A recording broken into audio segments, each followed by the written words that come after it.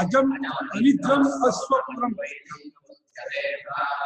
प्रपंचो यदि विद्येत निवर्तेत न संशयः आयामात्रमिदं द्वैतं परमार्थः विकल्पो विनिवर्तेत कल्पितो यदि केनचित् उपदेशालयं वादो ज्ञाते द्वैतं न विद्यते अज्ञानां सर्वप्रदाने स्थिरचरनिकरौ व्यापिर्व्याप्यलोकान् भोगान् सविष्ठान् पुनरभिषणो स्थापितान् पापजन्यान् ईत्वा सर्वान् विशेषान् स्वभिर्मदरं मायया भोजयन्तो मायासङ्ख्यात्रीयं परमवृतमजं ब्रह्मयत्तन्नतोऽस्मि यो विश्वात्मा विविधविषयान् अश्वभोगान् स्मृतिष्ठान् पश्चाच्चान्यान् सुमृतिभवान् योगिशास्त्रेण सूक्ष्मान् सर्वावेदान् पुनरभिषदे स्वात्मनि स्थापयित्वा हित्वा सर्वान् विशेषान्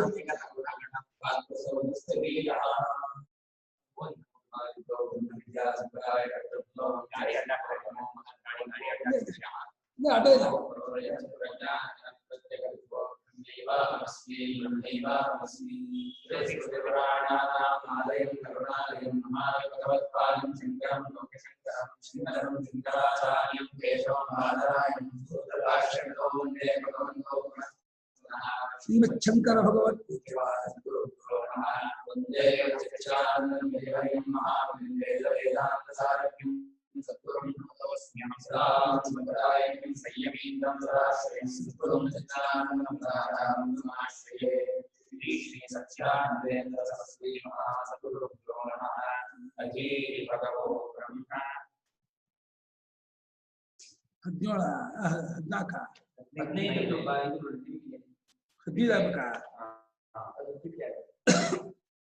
कदा तुरीये निश्चितो भवति इति उच्यते।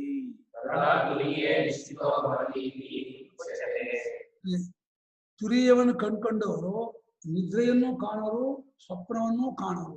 ನಿದ್ರೆಯನ್ನು ಕಾಣರು ಅಂದ್ರೆ ಅಜ್ಞಾನವನ್ನು ಕಾಣರು, ಸ್ವಪ್ನವನ್ನು ಕಾಣರು ಅಂದ್ರೆ ಮಿಥ್ಯಾಜ್ಞಾನವನ್ನು ಕಾಣರು ಅಂತ ಅರ್ಥ. ನಿದ್ರೆ ಅಂದ್ರೆ ಅಜ್ಞಾನ, ಸ್ವಪ್ನ ಅಂದ್ರೆ ಮಿಥ್ಯಾಜ್ಞಾನ. ಎಚ್ಚರ ಕನಸು ಎರಡು ಸ್ವಪ್ನ, ಎರಡು ಮಿಥ್ಯಾಜ್ಞಾನ. ಸುಷುಪ್ತಿ ಅಜ್ಞಾನ, ಅದು ಬರೀ ಗೊತ್ತಿಲ್ಲ ಅನ್ನೋದು ಅಷ್ಟೇ. ಹೇಳಿದ್ರೆ ಇಲ್ಲಿ ಪಾರಿಭಾಷೆ ಶಬ್ದ ಬಳಸ್ತಾ ಇದ್ದಾರೆ. ಎಚ್ಚರ ಕನಸುಗಳಿಗೆ ಮಿಥ್ಯಾಜ್ಞಾನ ಅನ್ನೋ ಪದವನ್ನು, ಸುಷುಪ್ತಿಗೆ ಅಜ್ಞಾನ ಅನ್ನೋ ಪದವನ್ನು ಬಳಸ್ತಾ ಇದ್ದಾರೆ. ತುರಿಯನ್ನು ಕಂಡುಕೊಂಡವರಿಗೆ, ಕಂಡುಕೊಂಡವರು ಅಂದೇನೋ ತಿಳ್ಕೊಂಡವರು ಅಂತ. ತಿಳ್ಕೊಂಡವರಿಗೆ ಅಜ್ಞಾನ ಇರುತ್ತೆ ಅಂದ್ರೆ ಅರ್ಥ ಏನೋ, ತಿಳ್ಕೊಂಡವರಿಗೆ ಮಿಥ್ಯಾಜ್ಞಾನ ಇರುತ್ತೆ ಅಂದ್ರೆ ಅರ್ಥ ಏನೋ. ಮಿಥ್ಯಾಜ್ಞಾನಿಗೆ ಅಜ್ಞಾನ ತಿಳ್ಕೊಂಡ ಅರ್ಥ.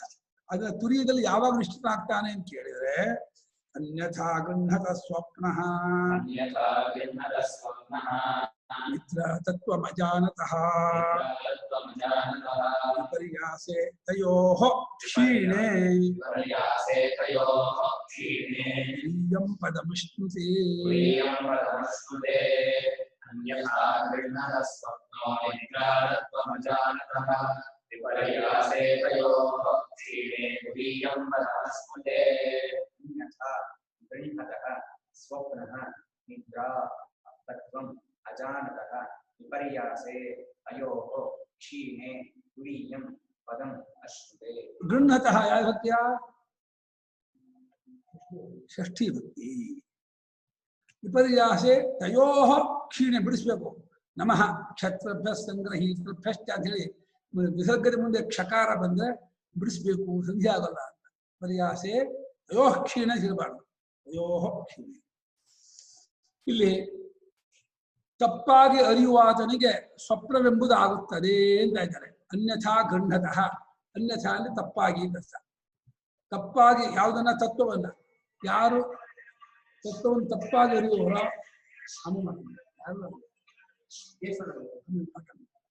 ತತ್ವವನ್ನು ತಪ್ಪಾಗಿ ಅರಿಯುವವರಿಗೆ ಸ್ವಪ್ನ ಅಂತ ಆಗುತ್ತೆ.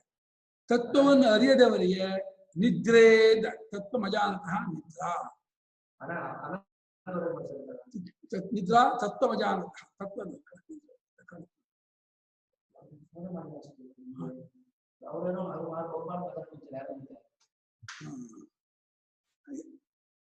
ಹಾಗೆ ನಿದ್ರೆ ಅನ್ನೋದು ತತ್ವವನ್ನು ಅರಿದೇ ಇದ್ದವರಿಗೆ ಇವಾಗ ಎಚ್ಚರದಲ್ಲಿಯೇ ನಿಮಗೆ ಏನು ಗೊತ್ತಾಗ್ತಿಲ್ಲ ಅಂತ ಆದ್ರೆ ಅದು ನಿದ್ರೆ, ಅದು ಅಜ್ಞಾನ. ಏನೋ ಅರಿತಾ ಇದ್ದೀನಿ ತಿಳಿತಾ ಇದ್ದೀನಿ ಅಂದ್ರೆ ಅದು ಸ್ವಪ್ನ, ಅದು ಮಿಥ್ಯಾಜ್ಞಾನ. ಎಚ್ಚರವೇ ಇಲ್ಲ, ಸಮ್ಯಜ್ಞಾನವೇ ಇಲ್ಲ. ಎಚ್ಚರ ಅಂದ್ರೆ ಸಮ್ಯಜ್ಞಾನ. ಹಾಗಾಗಿ ತಪ್ಪಾಗಿ ಇನ್ನೊಂದನ್ನು ಅರಿಯೋದೆಲ್ಲ ಸ್ವಪ್ನ ಅಂದ್ಬಿಟ್ಟು ಅದು ಮಿಥ್ಯಾಜ್ಞಾನ ಅಂದ್ಬಿಟ್ಟು, ಏನನ್ನು ಅರಿದೇ ಇರೋದನ್ನ ನಿದ್ರೆ ಅಂದ್ಬಿಟ್ಟು ಅದು ಅಜ್ಞಾನ ಅನಿಸಿಕೊಂಡು, ಇದು ಎರಡು ತತ್ವಳಿಕೆ ಅಂತ ಹೇಳ್ಯಾರ ನೋಡಿ. ಇದು ಬಹಳ ಮುಖ್ಯವಾದ ವಾಕ್ಯ. ನಿದ್ರೆಯಲ್ಲಿ ನಾನು ಏನನ್ನೂ ಅರಿಯಲ್ಲ ಅನ್ನೋದು ಒಂದು ತತ್ವಳಿಕೆ. ಎಚ್ಚರ ಕಳಿಸಿರೋದು ಏನನ್ನೂ ಅರಿತಾ ಇದ್ದೀನಿ ಅದು ಒಂದು ತತ್ವಳಿಕೆ. ತತ್ವಳಿಕೆ ಇದೆ ಅನ್ನೋದು ಒಂದು ತತ್ವಳಿಕೆ, ಗೊತ್ತಿಲ್ಲ ಎಂಬುದು ಒಂದು ತತ್ವಳಿಕೆ. ಈ ಎರಡು ತತ್ವಳಿಕೆ ಹೋದದ್ದಾದರೆ ಎರಡು ತತ್ವ ಯಾವ್ದು ಹೋಗುತ್ತೆ? ತುರಿಯ ಸ್ವಲ್ಪ ಗೊತ್ತಾಗುತ್ತಲೇ ಈ ಎರಡು ತತ್ವಳಿಕೆ ಹೋಗುತ್ತೆ. ಆಗ ತುರಿಯಂ ಪದಮಶ್ನುತೆ. ಅಷ್ಣು ಅನ್ಬಾರ್ದು, ಶಾಖೆ ನಾವತ್ ಕುಶ ಟಾಠಾ ಡಾಢ ನಾ ಹೇಳ್ಬಾರ್ದು. ಅಷ್ಣುತೆ ಟಾಠಾ ಡಾಢ ನಾ ಹೇಳ್ಬೇಕು ಹೊತ್ತು ಟಾಠಾ ಡಾಢ ನಾ ಹೇಳ್ಬಾರ್ದು. ಅಷ್ಣುತೆ ಅನ್ಬಾರ್ದು, ಅಷ್ಣುತೆ ಅನ್ಬೇಕು. ಅಶು ವ್ಯಾಪ ಅಷ್ಣುತೆ. ಆಗ ತುರಿಯ ಸ್ವರೂಪವನ್ನ ಪಡೆಯುತ್ತಾನೆ, ವ್ಯಾಪಿಸಿಕೊಳ್ಳುತ್ತಾನೆ. ಅಶು ವ್ಯಾಪ್ತ ಧಾತು ವ್ಯಾಪಿಸಿಕೊಂಡಾಗ ಅದೇ ಆಗ್ತದೆ. ಹೋದಪ್ಪ ಸ್ವಪ್ನಜಾಗೃತೆಯೋ ಅನ್ಯಥಾ ರಜ್ವಾಂ ಸತ್ವಮಿವ ಗೃಹತಃ ಸ್ವಪ್ನಂ ಭವತಿ. ಗೃಹತಃ ತತ್ವಂ ಸ್ವಪ್ನ. ತತ್ವ ಪದ ಬಿಟ್ಟು ಹೋಗಿದೆ, ಬರ್ಕೋಬೇಕು. ಗೃಹತಃ ತತ್ವಂ ಸ್ವಪ್ನ ಭವತಿ.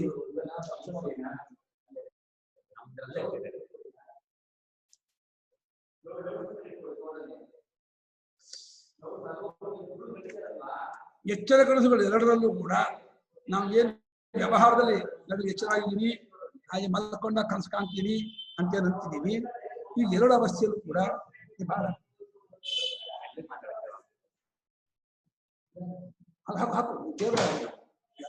ಹಾಕ್ಬಾರ್ದು.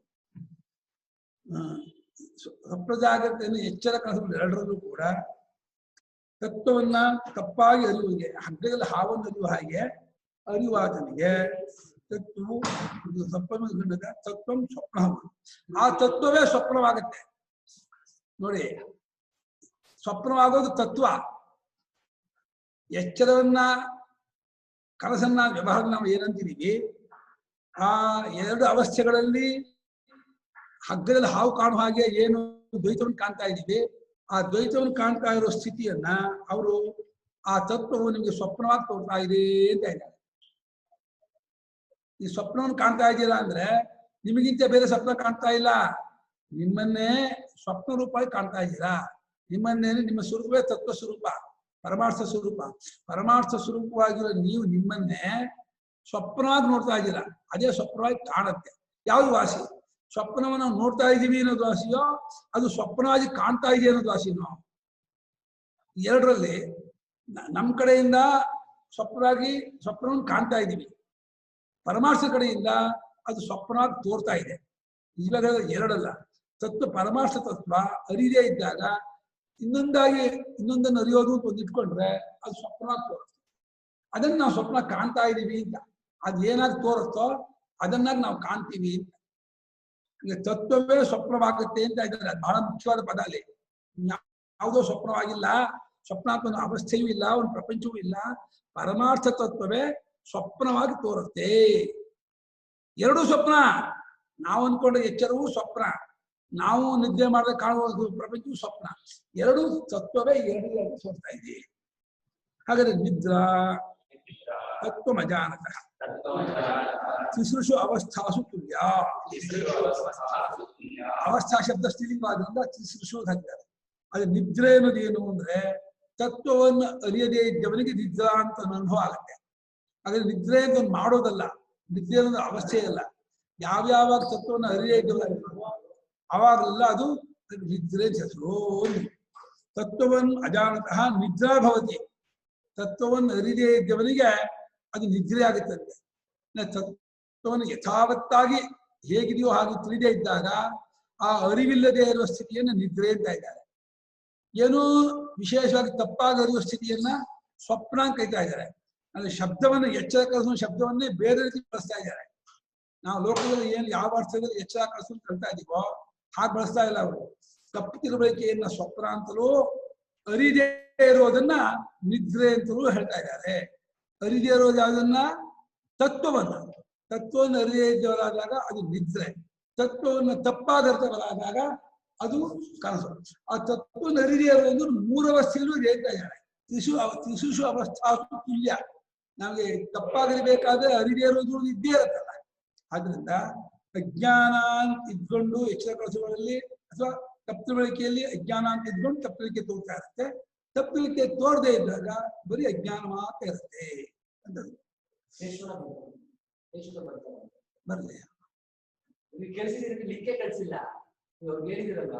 ಮಲ್ಲಿಕಮ್ಮ ಕಳಿಸಿದ್ದಾರೆ, ನಾನು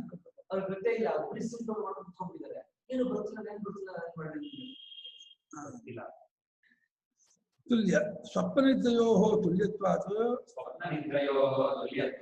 ವಿಶ್ವತೇಜಸೆಯೋ ಏಕರಾಶಿತ್ವಂ. ವಿಶ್ವತೇಜಸರ ಇಬ್ಬರಿಗೂ ಕೂಡ ಇನ್ನೊಂದನ್ನು ಕಾಣೋದು ಮತ್ತು ತತ್ವವನ್ನು ಅರಿದೇ ಇರೋದು, ಅದು ತತ್ವವನ್ನು ತಪ್ಪಾಗಿ ಅರಿಯೋದು, ತತ್ವವನ್ನು ಕಾಣದೇ ಇರೋದು ಅನ್ನೋದು ಸಮಾನವಾದದ್ರಿಂದ ಅದೆರಡು ಒಂದು ರಾಶಿ, ಒಂದು ಗುಂಪು, ಒಂದು ಕ್ಯಾಟಗರಿ, ಒಂದು ಜಾತಿ ಸೇರುತ್ತೆ, ಒಂದು ಜಾತಿ ಸೇರುತ್ತೆ. ಎಚ್ಚರ ಕನಸು ಒಂದು ಜಾತಿ. ಏನ್ ಒಂದು ಜಾತಿ? ತತ್ವವನ್ನು ತಪ್ಪಾಗಿ ಅರಿಯೋದು, ಅಂದ್ರೆ ತತ್ವವನ್ನು ಅರಿದೇ ಇರೋದು, ತಪ್ಪಾಗಿ ಅರಿಯೋದು, ಎರಡು ಉಂಟು. ಅಂದ್ರೆ ಸ್ವಪ್ನನಿದ್ರೆಗಳು ಎರಡು. ಇಲ್ಲಿ ನೋಡಿ, ಈ ಸ್ವಪ್ನನಿದ್ರೆಯೋ ನಾವು ಅನುಭವಿಸುತ್ತಿರುವ ಎಚ್ಚರ ಕನಸುಗಳಲ್ಲಿ, ಕನಸು ನಿದ್ರೆಗಳಲ್ಲಿ ಸ್ವಪ್ನನಿದ್ರೆಯೋ ತುಲ್ಯತ್ವ. ಅಲ್ಲೇ ತತ್ವವನ್ನು ತಪ್ಪಾಗರಿಯೋದು, ತತ್ವವನ್ನು ಅರಿದೇ ಇರೋದು ಬರ್ತಾ ಇದೆ ಸ್ವಪ್ನನಿದ್ರೆಯೋ ಅಂದ್ರೆ. ಸ್ವಪ್ನನಿದ್ರೆ ಅಂದ್ರೆ ಕನಸು ನಿದ್ರೆ ಅಲ್ಲ. ತತ್ವವನ್ನು ತಪ್ಪಾಗರಿಯೋದು, ತತ್ವವನ್ನು ಅರಿದೇ ಇರೋದು ಅನ್ನೋದೆರಡು ಕೂಡ ವಿಶ್ವತೇಜಸರಿಗೆ ಸಮಾನವಾದದ್ದಾದ್ರಿಂದ ಅದು ಏಕರಾಶಿ. ಈ ಸ್ವಪ್ನ ಶಬ್ದಕ್ಕೆ ತಪ್ಪುಳಿಕೆ ಅಂತ ಅರ್ಥ, ನಿದ್ರಾನ ಶಬ್ದಕ್ಕೆ ಅಜ್ಞಾನ ಅಂತ ಅರ್ಥ. ತಪ್ಪುಳಿಕೆ ಅಜ್ಞಾನ ಇಬ್ಬರಿಗೂ ಸಮಾನವಾಗಿರೋದ್ರಿಂದ ಅದು ಒಂದು ರಾಶಿ, ಒಂದು ಜಾತಿ, ಒಂದು ಗುಂಪು ಅಂತ ಇದ್ದಾರೆ. ಯಾಕಂದ್ರೆ ಅನ್ಯಥಾ ಗ್ರಹಣ ಪ್ರಾಧಾನ್ಯ ಗುಣಭೂತ ನಿದ್ರಾ ಇತಿ ತಸ್ಮಿನ್ ವಿಪರ್ಯಾಸಃ ಸ್ವಪ್ನಃ. ಅಲ್ಲಿ ಅನ್ಯಥಾ ಗ್ರಹಣವೇ ಪ್ರಧಾನ. ಇಲ್ಲಿ ವಿಶ್ವತೇಜಸ್ಸುಗಳಲ್ಲಿ ವಿಶ್ವತೇಜಸ್ಸುಗಳು ಇಬ್ಬರಿಗೂ ತತ್ವವನ್ನು ತಪ್ಪಾಗರಿಯೋದು ಅನ್ನೋದೇ ಪ್ರಧಾನ, ಅನ್ಯಥಾ ಗ್ರಹಣವೇ ಮುಖ್ಯವಾದದ್ದಾದ್ದರಿಂದ ಅಲ್ಲಿ ನಿದ್ರೆ ಗುಣಭೂತ ಅಂದ್ರೆ ಅಂಗ, ಆ ಸೆಕೆಂಡರಿ, ಅದು ಸಬ್ಬು, ಅದು ಮೈನ್ ಅಲ್ಲ. ಸುಷುಪ್ತಿಯಲ್ಲಿ ತತ್ವವನ್ನು ಅರಿದೇ ಇರೋದು ಪ್ರಧಾನ, ಅಜ್ಞಾನ ಪ್ರಧಾನ. ಎಚ್ಚರ ಕನಸುಗಳಲ್ಲಿ ವಿಶ್ವತೇಜಸ್ಸುಗಳಿಗೆ ತಪ್ಪುಳಿಕೆ ಪ್ರಧಾನ.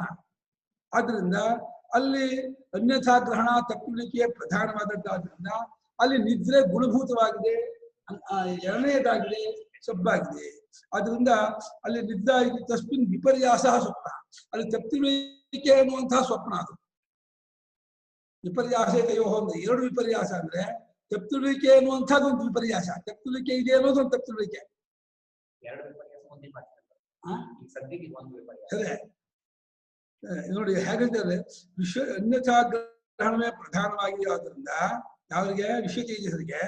ಅಲ್ಲಿ ನಿದ್ರೆ ಅನ್ನೋದು ಗುಣಭೂತ, ಅಜ್ಞಾನ ಅದು ಅಂಗವಾಗಿದೆ, ಅದು ಸೆಕೆಂಡರಿ ಆಗಿದೆ, ಅದು ಗೌಣವಾಗಿದೆ. ಆಗಿರೋದ್ರಿಂದ ಅಲ್ಲಿ ವಿಪರ್ಯಾಸ ಎಂಬುದು ಸ್ವಪ್ನ, ತಪ್ಪುಳಿಕೆ ಎನ್ನುವುದೇ ಸ್ವಪ್ನ. ಅಲ್ಲಿ ತೃತೀಯೇತು ಸ್ಥಾನೆ ತತ್ವ ಅಜ್ಞಾನ ಲಕ್ಷಣ ನಿದ್ರೈವ ಕೇವಲ ವಿಪರ್ಯಾಸ. ಅತಃ ಅಯೋ ಕಾಲಿಕಸ್ಥಾನಿಯೋ ಅನ್ಯಥಾ ಗ್ರಹಣ ಅಗ್ರಹಣ ಲಕ್ಷಣ ವಿಪರ್ಯಾಸೆ ಕಾರ್ಯಕರಣ ಬಂಧ ರೂಪೇ ಕಾರ್ಯಕಾರಣ ಬಂಧ ರೂಪೇ ಪರಮಾರ್ಥ ತತ್ವ ಪ್ರತಿಬೋಧತಃ ಕ್ಷೀಣೆ ತುರೀಯಂ ಪದಮಶ್ನುತೆ. ತೃತೀಯ ಮೂರನೇ ಸ್ಥಾನವಾದ ಸುಷುಪ್ತಿಯಲ್ಲಿ ತತ್ವವನ್ನು ಅರಿದೇ ಇರೋದು ಅನ್ನೋದೇ ಪ್ರಧಾನ. ತತ್ವ ಅಜ್ಞಾನ ಲಕ್ಷಣ ತೃತೀಯ ಸ್ಥಾನ. ತೃತೀಯ ತತ್ವವನ್ನು ಅರಿದೇ ಇರೋದಾಗಿರುವಂತಹದ್ದನ್ನ ಅದು ಬರೀ ನಿದ್ರೆಯಲ್ಲಿ, ಬರೀ ನಿದ್ದೆಯಲ್ಲೇ ಬರೀ ಅಜ್ಞಾನ ಅಂತ, ಅದೊಂದು ವಿಪರ್ಯಾಸ. ಪರಮಾರ್ಥ ದೃಷ್ಟಿಯಲ್ಲಿ ಅಜ್ಞಾನ ಇದೆ ಅನ್ನೋದು ಒಂದು ತಪ್ಪುಳಿಕೆನೆ. ಈ ಇನ್ನೊಂದನ್ನು ನೋಡೋದು ಅನ್ನೋದು ಒಂದು ತಪ್ಪುಳಿಕೆನೆ. ಇನ್ನೊಂದು ನೋಡೋದು ಅನ್ನೋದೇ ತಪ್ಪುಳಿಕೆ ಆದ್ರೆ ಅದು ಒಂದು ತಪ್ಪುಳಿಕೆ. ಇನ್ನೊಂದು ನೋಡೋದು ಅನ್ನೋದು ಒಂದು ನಿಜವಾಗಿ ಇದಲ್ಲ. ಅಲ್ಲ, ಅನ್ಯಥಾ ಗ್ರಹಣವೂ ಒಂದು ವಿಪರ್ಯಾಸ, ಅಗ್ರಹಣವೂ ಒಂದು ವಿಪರ್ಯಾಸ ಅಂತ ಇದ್ದಾರೆ. ಅಲ್ಲ, ಅನ್ಯಥಾ ಗ್ರಹಣವೇ ವಿಪರ್ಯಾಸ, ಅದಕ್ಕೊಂದು ವಿಪರ್ಯಾಸ ಅಂದ್ರೆ ಏನು ಅಂತಂದ್ರೆ ಅದು ನಿಜವಾಗಿ ಇಲ್ಲ ಅಂತ. ತುರಿಯದಲ್ಲಿ ಅನ್ಯಥಾ ಗ್ರಹಣ ಅನ್ನೋ ತಪ್ಪುಳಿಕೆಯೂ ಇಲ್ಲ ಅಂತ ಹೇಳಬೇಕು. ಅದಕ್ಕೋಸ್ಕರವಾಗಿ ಮೂರನೇ ಸ್ಥಾನವಾದ ಪ್ರಾಜ್ಞನಲ್ಲಿ ಸುಷುಪ್ತಾತ್ಮನಲ್ಲಿ ತತ್ವವನ್ನು ಅರಿದೇ ಇರೋದು ಅನ್ನೋ ಪ್ರಕಾರದ್ದಾಗ ಬರೀ ನಿದ್ರೆ ಅನ್ನುವಂತಹ ಒಂದು ವಿಪರ್ಯಾಸ ಇರುತ್ತೆ. ಆದ್ರಿಂದ ಆ ಎರಡರಲ್ಲಿ ಅಂದ್ರೆ ಅತಯೋಹ ಅಂದ್ರೆ ವಿಷಚೇತರಿಬ್ಬರಲ್ಲಿ ಕಾರ್ಯಕಾರಣ ಸ್ಥಾನ, ಅಲ್ಲಿ ಕಾರ್ಯಕಾರಣ ಎರಡು ಸ್ಥಾನ ವಿವೇಚನ ಸ್ಥಾನಯೋಹ ಅಂದ್ರೆ ಇಲ್ಲಿ ಅದು ಒಂದು ಗುಂಪು ಮಾಡ್ತಾರೆ. ಆ ಒಂದು ಗುಂಪು ಈ ಒಂದು ಗುಂಪು ಪ್ರಯೋಗ ಅಂದ್ರೆ ಇಲ್ಲಿ ಮೂರನ್ನು ತಗೊಂಡ್ಬೇಕು. ಆ ಗುಂಪು ಈ ಗುಂಪು ಎರಡರಲ್ಲಿ ವಿಪರ್ಯಾಸ ಗುಂಪಿನಲ್ಲಿ ಒಂದು ಅಗ್ರಹಣ ವಿಪರ್ಯಾಸ ಗುಂಪು, ಅಗ್ರಹಣ ಅನ್ನೋದು ವಿಪರ್ಯಾಸ ಒಂದು ಗುಂಪು. ಆ ಎರಡು ಇದು ಕಾರ್ಯ ಅಂದ್ರೆ ಎಚ್ಚರ ಕಾರ್ಯ ಅಂದ್ರೆ ಕನಸಿನ ನಿದ್ರೆಯಿಂದ ಉಂಟಾದದ್ದು ನಡೆಸೋಕೆ ಇಲ್ಲ. ಕಾರ್ಯ ಅಂದ್ರೆ ತಪ್ಪಿರುಳಿಕೆ ಅಂತ ಹೇಳ್ತಾ ಇದ್ದಾರೆ. ಕಾರಣ ಅಂದ್ರೆ ಅಜ್ಞಾನ ಅಂತ ಇದ್ದಾರೆ. ಈ ಕಾರ್ಯಕಾರಣ ಶಬ್ದಕ್ಕೆ ಅರ್ಥವೇ ಕಾರ್ಯ ಅಂದ್ರೆ ಮಿಥ್ಯಾಜ್ಞಾನ, ಕಾರಣ ಅಂದ್ರೆ ಅಜ್ಞಾನ ಅಂತ ಇಟ್ಕೊಂಡಿದ್ದಾರೆ. ಕಾರ್ಯಕಾರಣ ಸ್ಥಾನ ಎರಡರಲ್ಲೂ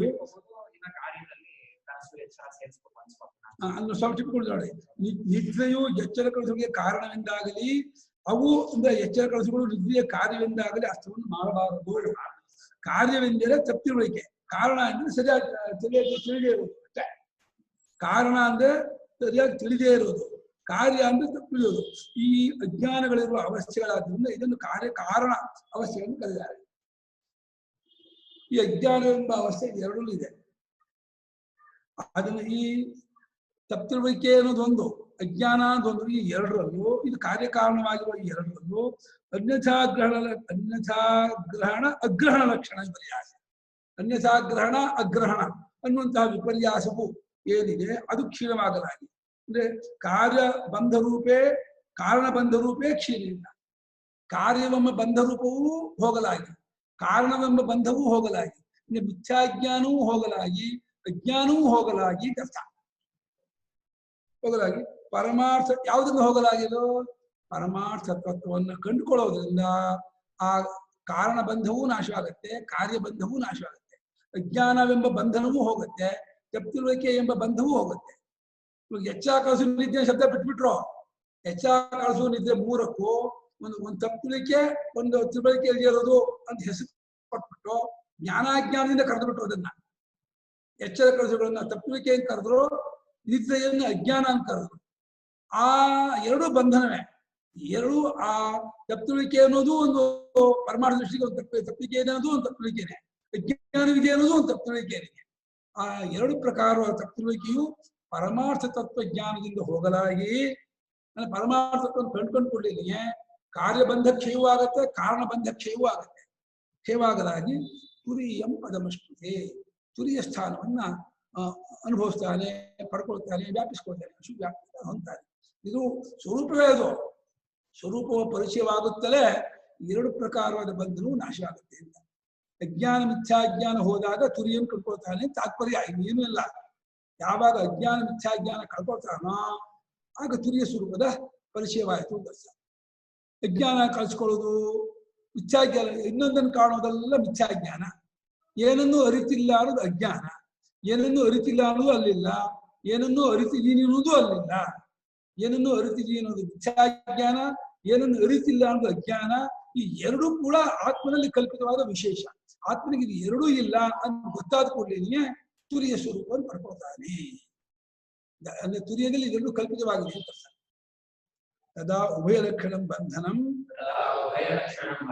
ತತ್ರ ಅಪಶ್ಯನ್ ತುರಿಯೇ ನಿಶ್ಚಿತೋ ಭವತಿ ಇತ್ಯರ್ಥ. ತುರಿಯು ಗೊತ್ತಾಗುತ್ತಲೇ ಅಥವಾ ಮಿಥ್ಯಾಜ್ಞಾನ ಅಜ್ಞಾನ ಹೋಗುತ್ತಲೇ, ಎರಡು ಒಂದೇ. ಮಿಥ್ಯಾಜ್ಞಾನ ಅಜ್ಞಾನ ಹೋಗುತ್ತಲೇ ಅಂತಂದ್ರೂ ಒಂದೇ, ತುರಿಯು ಗೊತ್ತಾಗುತ್ತಲೇ ಅಂತಂದ್ರೂ ಒಂದೇ. ತಕ್ಷಣದಲ್ಲಿಯೇ ಈ ಎರಡು ಪ್ರಕಾರವಾದ ಬಂಧನವನ್ನು ಕಳಿಸ್ಕೊಳ್ತಾನೆ, ಎರಡು ಬಂಧನವನ್ನು ಕಾಣೋದಿಲ್ಲ. ತತ್ರ ಅಂದ್ರೆ ಆ ತುರಿಯ ಸ್ವರೂಪದಲ್ಲಿ ಈ ಎರಡು ಪ್ರಕಾರವಾದ ಬಂಧನವನ್ನು ಕಾಣದೆ ತುರಿಯದಲ್ಲಿ ನಿಶ್ಚಿತನಾಗ್ತಾನೆ, ಅಂದ್ರೆ ಅಲ್ಲೇ ಸೆಟ್ಲ್ ಆಗ್ತಾನೆ, ಅಲ್ಲೇ ಒಂದಾಗ್ತಾನೆ, ಸೇರ್ಕೊಳ್ತಾನೆ. ಅದೇ ತಾನು ತುರಿಯ ಸ್ವರೂಪವೇ ನಿತ್ಯ ನಿರವಸ್ಥನೂ ಅದ್ವಿತೀಯನೂ ಚಿನ್ಮಾತ್ಮನೂ ಪರಿಪೂರ್ಣವಾದ ಅಖಂಡ ಸ್ವರೂಪನು ಎಂಬ ಅನುಭವದಲ್ಲಿ ನೆಲೆ ನಿಂತು ಬಿಡ್ತಾನೆ. ಅದು ಗೊತ್ತಾಗೋದೇ ಜ್ಞಾನ ಅಂತ. ಅದನ್ನು ಕೂಡ ಜ್ಞಾನ ಅನ್ನೋ ಪದವು ಕೂಡ ವ್ಯವಹಾರ ದೃಷ್ಟಿಯಲ್ಲೇ ಹೇಳಬೇಕು. ಅಲ್ಲಿ ಜ್ಞಾನ ಅನ್ನೋ ವಿಶೇಷವೂ ಇಲ್ಲ ಆ ತುರಿಯ ಸ್ವರೂಪಕ್ಕೆ. ಇದು ಮಿಥ್ಯಾಜ್ಞಾನ ಅಜ್ಞಾನ ಇಟ್ಕೊಂಡ್ರೆ ಜ್ಞಾನ ಅನ್ನೋ ವಿಶೇಷ ಬೇಕು. ಆ ಜ್ಞಾನ ಅನ್ನೋದು ಕೂಡ ವ್ಯವಹಾರ ಕ್ಷೇತ್ರವೇ. ಅದು ನಾಮರೂಪ ಪಕ್ಷಕ್ಕೆ ಸೇರಿದ್ದೆ, ಅದು ಅಂತಃಕಲಕ್ಕೆ ಸೇರಿದ್ದೆ ಹೊರತು ತುರಿಯ ಸ್ವರೂಪಕ್ಕೆ ಮಿಥ್ಯಾಜ್ಞಾನವೂ ಇಲ್ಲ, ಅಜ್ಞಾನವೂ ಇಲ್ಲ, ಜ್ಞಾನವೂ ಇಲ್ಲ. ಮಿಥ್ಯಾಜ್ಞಾನ ಅಜ್ಞಾನ ಇದ್ರೆ ಜ್ಞಾನ ಇರಬೇಕಾಗಿತ್ತು. ಅದು ಯಾವಾಗಲೂ ಅಜ್ಞಾನ ಮಿಥ್ಯಾಜ್ಞಾನ ವಿನಿರ್ಮುಕ್ತವಾದ ನಿತ್ಯ ನಿರವಸ್ಥವಾದ ಸ್ವರೂಪ ಅಂತ ತಿಳ್ಕೊಳ್ಳೋದೇ ಜ್ಞಾನ ಅಂತ ಹೇಳ್ಬೇಕು ನಾವು. ಅದನ್ನ ಔಪಚಾರಿಕ ಜ್ಞಾನ. ಆ ಜ್ಞಾನವೂ ಕೂಡ ನಿಜ ಉಳಿಯಲ್ಲ. ಜ್ಞಾನ ಅನ್ನೋದು ವ್ಯವಹಾರ ದೃಷ್ಟಿಯಿಂದ ಗೊತ್ತಾಯ್ತು ನಾವು ಅಂದ್ರೂ ಕೂಡ ಗೊತ್ತಾಯ್ತು ಗೊತ್ತಾಗ್ತಾನೇ ಇರಲ್ಲ. ಅದು ಗೊತ್ತಾಯ್ತು ಅಂದ್ರೆ ಆ ಜ್ಞಾನವೂ ಅಜ್ಞಾನವನ್ನು ಬಾಧೆ ಮಾಡಲಿಕ್ಕೆ ತಾನು ಇಲ್ಲ. ಈಗ ಯಾವಾಗ ಈ ತುರಿಯ ಸ್ವರೂಪವನ್ನು ಕಂಡ್ಕೊಳ್ತಾನೆ ಅವಾಗ ಅವನಿಗಾಗುವ ಅನುಭವ ಏನು, ಅವನು ಯಾವ ರೀತಿ ಆ ಅನುಭವವನ್ನ ಆ ತತ್ವವನ್ನು ಅನುಭವಿಸ್ತಾನೆ, ಯಾವ ರೀತಿ ಅವನು ಕಂಡ್ಕೊಳ್ತಾನೆ ಆ ತತ್ವವನ್ನ ಅಂತ ಅದನ್ನ ಮುಂದಿನ ಕಾಲಕ್ಕೆ ವರ್ಣನೆ ಮಾಡ್ತಾರೆ. ಅನಾದಿಮಾಯಯ ಸುಪ್ತಃ ಜೀವ ಪ್ರಬುಧ್ಯತೆ ಅಜಮನಿದ್ರವ ಸ್ವಪ್ನಂ ಅದ್ವೈತಂ ಬುಧ್ಯತೆ ತದಾ. ಅನಾದಿಮಾಯಯ ಸುಪ್ತೋ ಯದಾ ಜೀವ ಪ್ರಬುಧ್ಯತೆ ಅಜಮನಿದ್ರವ ಸ್ವಪ್ನಂ ಅದ್ವೈತಂ ಬುಧ್ಯತೆ ತದಾ.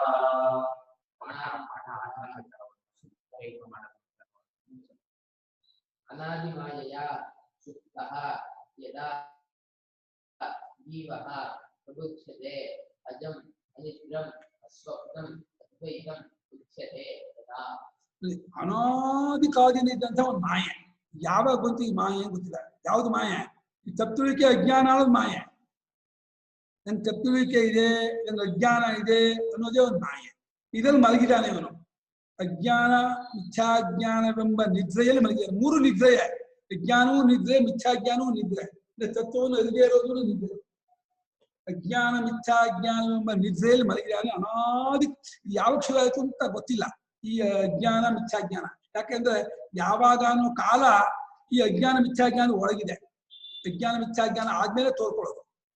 ಅದು ಯಾವಾಗ ಬಂತು ಅಂತ ಈ ಅಜ್ಞಾನ ಮಿಥ್ಯಾಜ್ಞಾನ ಹೇಳಕ್ಕಾಗಲ್ಲ, ಎಲ್ಲಿ ಬಂತು ಅಂತ ಹೇಳಕ್ಕಾಗಲ್ಲ. ಎಲ್ಲಿನೂ ದೇಶವೂ ಈ ಅಜ್ಞಾನ ಮಿಥ್ಯಾಜ್ಞಾನ ಇದೆ. ಹೇಗೆ ಬಂತು ಅನ್ನೋ ಪ್ರಕಾರವೂ ಹೇಳಕ್ಕಾಗಲ್ಲ. ಹೇಳಿದ್ರೆ ಇಲ್ಲ, ಇಲ್ಲದ್ದಾದ್ರೂ ಅಜ್ಞಾನ ಮಿಥ್ಯಾಜ್ಞಾನಕ್ಕೆ ಯಾವಾಗ, ಎಲ್ಲಿ, ಹೇಗೆ, ಏಕೆ ಯಾವ ಪ್ರಶ್ನೆಯೂ ಹೊಂದಲ್ಲ. ಇದೆಲ್ಲ ಅವಿಚಾರದ ಸಿದ್ಧ. ವಿಚಾರ ಮಾಡುವ ಸಮಯದಲ್ಲಿಯೇ ಇಲ್ಲ ಗೊತ್ತಾಗ್ಬಿಡುತ್ತೆ. ಆದ್ರಿಂದ ವ್ಯವಹಾರ ದೃಷ್ಟಿಯಿಂದ ಯಾವ ಶುರುವಾಗುತ್ತೋ ಗೊತ್ತಾಗಲಿಲ್ಲಪ್ಪ ಅನ್ನೋ ಕಾರಣದಿಂದ ಅನಾದಿ ಕಾಲದಿಂದ ಬಂದಂತಹ ಒಂದು ಮಾಯೆಯಲ್ಲಿ ಮಲಗಿದಾನೆ ಈ ಜೀವ. ಈ ಮಲಗಿದಂತಹ ಜೀವ ಯಾವಾಗ ಗುರುವಾಕ್ಯದಿಂದ ಶಾಸ್ತ್ರವಾಕ್ಯದಿಂದ ಎಚ್ಚರಗೊಳ್ಳುತ್ತಾನೋ, ಪ್ರಬುದ್ಧತೆಯೇನೋ ಎಚ್ಚರವಾಗ್ತಾನೆ. ಅವಾಗ ಎಚ್ಚರವಾದ ಏನು ಎಚ್ಚರವಾಗುತ್ತೆ ನೋಡಿ. ಈ ನಾವು ಮಲಗಿದವರು ಎಚ್ಚರವಾದಾಗ ನಾವು ಅಂತಲೇ ಇರ್ತೀವಿ, ಪ್ರಮಾಸವಾಗೇ ಇರ್ತೀವಿ, ಪ್ರಪಂಚವನ್ನು ನೋಡ್ತಿರ್ತೀವಿ, ಎಲ್ಲ ವ್ಯವಹಾರವನ್ನು ಮಾಡ್ತಿರ್ತೀವಿ. ಈ ಎಚ್ಚರವಾಯ್ತು ಅಂದ್ರೆ ಅಜಂ ಅನಿದ್ರಂ ಅಸ್ವಪ್ನಂ, ಹುಟ್ಟಿಲ್ಲದ್ದಾದ, ಅನಿದ್ರ ಅಂದ್ರೆ ಅಜ್ಞಾನವಿಲ್ಲದ್ದಾದ, ಅಸ್ವಪ್ನ ಅಂದ್ರೆ ತಪ್ಪಿಳಿಕೆ ಇಲ್ಲದ್ದಾದ. ನೋಡಿ, ಯಾವ ತುರಿಯ ಸ್ವರೂಪ ಉಂಟೋ ಅದಕ್ಕೆ ತಪ್ಪಿಳಿಕೆಯೂ ಇಲ್ಲ, ಅಜ್ಞಾನವೂ ಇಲ್ಲ, ಹುಟ್ಟೂ ಇಲ್ಲ. ಅದ್ವೈತ ಸ್ವರೂಪವನ್ನ ಆ ಕಂಡುಕೊಳ್ತಾನೆ. ಆಗ ಕಂಡುಕೊಳ್ತಾನೆ ವ್ಯವಹಾರ ಮತ್ತೆ ಅದು ಮುಂಚೆ ಅಜ್ಞಾನಿ ಆಗಿದ್ದ ಅಂತ ಇಟ್ಕೊಂಡು ಆಗ ಕಂಡ್ಕೊಳ್ತಾನೆ, ತಿಳ್ಕೊಂಡಾಗ ಕಂಡ್ಕೊಳ್ತಾನೆ ಅಂತ. ಅದು ಔಪಚಾರಿಕವೇ. ಯಾಕೆಂದ್ರೆ ಕಂಡ ಕಂಡ ಸ್ವರೂಪ ಅದು, ಅದು ಗೊತ್ತಾಗಿರೋ ಸ್ವರೂಪ, ಅನುಭವ ಸ್ವರೂಪ. ಅನುಭವ ಸ್ವರೂಪವನ್ನು ಅನುಭವಿಸ್ತಾನೆ, ಕಂಡುಕೊಳ್ತಾನೆ ಅಂದ್ರೆ ಅಕ್ಷರಾರ್ಥ ಹೊಂದಲ್ಲ. ಅದು ವ್ಯವಹಾರ ದೃಷ್ಟಿಯಿಂದ ವಿಜ್ಞಾನ ಕಳ್ಕೊಂಡಲ್ಲ, ಆಗ ಕಂಡುಕೊಳ್ತಾನೆ. ಅಪ್ಪ ಗೊತ್ತಾಯ್ತು ಅಂತಾನೆ ಅವನು ಗೊತ್ತಾಗ್ತಾನೆ. ಈ ನಿದ್ದೆಯನ್ನು ನಾವೆಲ್ಲ ಹೇಳ್ಬೇಕು. ಈ ನಿದ್ದೆಯಲ್ಲಿ ನಾವು ಮಲಗಿದ್ದೀವಿ, ನಾವೆಲ್ಲರೂ ಮಲಗಿದ್ದೀವಿ, ಎಚ್ಚರವಾಗಿದ್ದೀವಿ ತಂದ್ಕೊಂಡಿದ್ದೀವಲ್ಲ. ನಮ್ಗೆ ಎಚ್ಚರವೇ ಆಗಿಲ್ಲ. ನಮ್ಗೆ ನಿಜವಾಗಿ ಎಚ್ಚರವಾಗಿದ್ರೆ ಈ ಅನುಭವ ಇರಬೇಕಾಗಿತ್ತು. ಯಾವ ಅನುಭವ? ಹುಟ್ಟಿಲ್ಲದ್ದಾದ, ತಪ್ಪಿಳಿಕೆ ಇಲ್ಲದ್ದಾದ, ಅಜ್ಞಾನವಿಲ್ಲದ್ದಾದ ವಿಜ್ಞಾನ ಅದ್ವೈತ ಸ್ವರೂಪವನ್ನ ನಾವು ಕಾಣ್ತಾ ಇದ್ರೆ ಅವಾಗ ಎಚ್ಚೆತ್ತವರಾಗಿದ್ದೀವಿ ಅಂತ. ನಮ್ಗೆ ಎಚ್ಚರ ಕನಸು ಇರಬಾರ್ದು, ನಿದ್ದೆ ಇರಬಾರ್ದು. ಎಚ್ಚರ ಕನಸು ನಿದ್ದೆ ಇಲ್ಲದ್ದಾದ, ಹುಟ್ಟಿಲ್ಲದ್ದಾದ ಅದ್ವೈತ ಸ್ವರೂಪವನ್ನು ಗುರುತಿಸ್ಕೊಂಡ್ವಿ ಅಂದ್ರೆ ಆಗ ನಮ್ಗೆ ಎಚ್ಚರ ಆಗಿದೆ ಅಂತ ಅರ್ಥ. ಇದು ಹೋದ್ರೆ ನಮ್ಗೆ ಎಚ್ಚರವೇ ಆಗಿಲ್ಲ. ನಮ್ಗೆ ಎಚ್ಚರ ಶಬ್ದ ನಮ್ಗೆ ಎಚ್ಚರ ಪದ ಬಳಸ್ತಾ ಇದ್ದೀವಿ, ಎಚ್ಚರ ಅನ್ನೋ ಅನುಭವ ನಮಗೆ ನೋಡಿ. ಇಲ್ಲಿರೋ ಪದವನ್ನ ತಗೊಂಡು ಈ ಎಚ್ಚರಕ್ಕೆ ಕನಸು ಅಂತ ಹೆಸರು ಕೊಟ್ಟು ಈ ಎಚ್ಚರನ್ನ ಪರಮಾರ್ಥ ಜ್ಞಾನಕ್ಕೆ ಇಟ್ಕೊಂಡ್ಬಿಟ್ರು. ಎಚ್ಚರ ಅನ್ನೋ ಪದವನ್ನ ಜ್ಞಾನಕ್ಕೆ ಇಟ್ಕೊಂಡ್ರು. ನಾವು ಅಂತ ಇರೋ ಎಚ್ಚರವನ್ನು ನಿದ್ರೆ ಕನಸು ಅಂತಂದ್ರು. ನಾವು ಕಾಣ್ತಾ ಇರೋ ಕನಸನ್ನು ಕನಸು ಅಂತ ಅಂದ್ಬಿಟ್ಟು ಎರಡಕ್ಕೂ ಮಿಥ್ಯಾಜ್ಞಾನ ಹೆಸರು ಕೊಟ್ರು. ಇನ್ನೊಂದನ್ನು ಕಾಣ್ತಾ ಇರೋ ಎಲ್ಲ ಅವಸ್ಥೆಯು ಮಿಥ್ಯಾಜ್ಞಾನ, ಇನ್ನೊಂದನ್ನು ಕಾಣದೇ ಇರೋ ಎಲ್ಲ ಅವಸ್ಥೆಯು ಅಜ್ಞಾನ. ಅದ್ ಎರಡೂ ನನ್ನ ಸ್ವರೂಪದಲ್ಲಿ ಇಲ್ಲ ಅಂತ ತಿಳ್ಕೊಳ್ಳೋದೇ ಎಚ್ಚರ. ಅದನ್ನೇ ಜ್ಞಾನ ಅಂತ ಇಲ್ಲಿ ಹೇಳ್ಬೇಕು. ನನ್ನ ನಿಜಸ್ಸು. ಯಾಕೆಂದ್ರೆ ಮಿಥ್ಯಾಜ್ಞಾನವೂ ನನಗೆ ಆಬ್ಜೆಕ್ಟ್ ಆಗಿದೆ, ಗೋಚರವಾಗ್ತಾ ಇದೆ. ಅಜ್ಞಾನವೂ ನನಗೆ ಗೊತ್ತಾಗ್ತಿದೆ. ಆದ್ರೆ ನನ್ನ ಸ್ವರೂಪಕ್ಕೆ ಅಜ್ಞಾನವೂ ಇಲ್ಲ, ಮಿಥ್ಯಾಜ್ಞಾನವೂ ಇಲ್ಲ. ಎರಡರಿಂದಲೂ ನಾನು ವಿನಿರ್ಮುಕ್ತನು, ಕಳಿಸ್ಕೊಂಡವನು, ವಿಲಕ್ಷಣನು, ಅನ್ಯನು, ಅಸಂಬದ್ಧನು ಅಂತೇಳಿ ಗೊತ್ತಾಗುತ್ತಲೇ ಆಗ ಅವನೊಬ್ಬ ಮಹಾತ್ಮನಿಗಾಗುತ್ತೆ. ಆಗಲ್ಲ ಅಂತಿಲ್ಲ, ಖಂಡಿತ. ನಮ್ಗೆ ಹೇಳಿದ ಈ ಉಪದೇಶ. ಈ ಉಪದೇಶ ಪ್ರಾಣಿಗಳಿಗಲ್ಲ, ಗಿಡಮರ ಬಳ್ಳಿಗಳಿಗಲ್ಲ, ಕಲ್ಲು ಮಣ್ಣಿಗಲ್ಲ, ನಮಗೆ ಉಪದೇಶ ಮಾಡ್ತಾ ಇರೋದ್ರಿಂದ ಇದರಲ್ಲಿ ತೀವ್ರವಾದ ತಹತಹತೆ ಇದ್ದು ನಿರಂತರ ಪ್ರಯತ್ನ ಇದ್ಬಿಟ್ರೆ ಟಕ್ಕನ್ ಬರುತ್ತೆ. ಎರಡು ಬೇಕು. ಈ ಎರಡು ಇರೋದಕ್ಕೆ ಮುಮುಕ್ಷುತ್ವ ಹೆಸರು. ಈ ಎರಡನ್ನು ಯಾರು ಇಟ್ಕೊಂಡಿದ್ದಾರೆ? ತೀವ್ರವಾದ ತಹತಹತೆ, ಕಟ್ಕೊಳ್ಳೇಬೇಕು ಅನ್ನುವಂತಹ ಆ ಕುದಿತನ, ಕುದಿಯೋದು. ಅದು ತಲೆ ಒಳಗೆ ಹುಳ ಹೊಕ್ಕೊಬಿಟ್ರೆ ಅದು ಆಗ್ಬೇಕು ಅನ್ನೋಂಗೆ ವಿಷಯ ಹುಳ ಹೊಕ್ಕದಂಗೆ ಮಾಡ್ತೀವಲ್ಲ, ಆಗ್ಲೇಬೇಕು ಅಂತ ಗೊತ್ತಾಗ್ಬಿಟ್ಟು ನಿರಂತರ ಪ್ರಯತ್ನ ಮಾಡ್ತಾ ಅಂದ್ರೆ ಹಾಗೆ. ಭಾಷ್ಯ ಒಳ್ಳೆ ಕಾವ್ಯಮಯವಾಗಿದೆ, ಕಾವ್ಯಾತ್ಮಕವಾಗಿದೆ. ಯೋಯಂ ಸಂಸಾರಿ ಜೀವ ಸಹ ಉಭಯಲಕ್ಷಣೇನ ತತ್ವ ಅಪ್ರತಿಬೋಧ ರೂಪೇಣ ಬೀಜಾತ್ಮನ ಅನ್ಯಥಾಗ್ರಹಣ ಲಕ್ಷಣೇನ ಚ ಅನಾದಿಕಾಲ ಪ್ರವೃತ್ತೇನ ಮಾಯಾಲಕ್ಷಣೇನ ಸ್ವಾಪಿನ